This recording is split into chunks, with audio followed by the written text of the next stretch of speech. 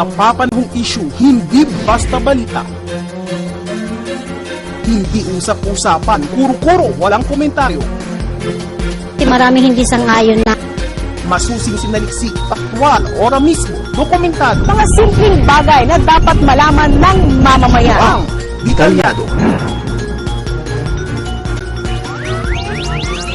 palabasin nila po ako dito kasi wala kaming pera. Gusto natin hanggang kung sa mundo, yung tinatawag silang Brooklyn area na Proclamation number 19, tinatayang 72 hectares. Kasi sa Benji, may visitor.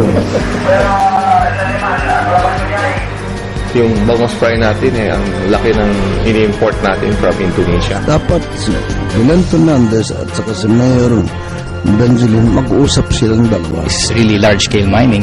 Kasi pinapalitan lang yung lupa na may magnetizan ng talagang garden soil para tumubo yung grass. I don't believe in that. Kasi unang-una, siguro to some, alam ko, marami ang naghahangad dyan dahil I think ginagamit nila yun sa paggawa ng metal eh.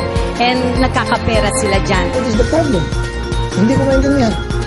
We will denounce any act of degradation, deforestation, or destruction of our environment. Pagkakaroon ng golf course diyan. Talaga. Palagay ko nakikita naman ang ebidensya, di ba? Very progressive. Siyempre talagang ganyan ng isang public servant. In fact, We have done a very good job.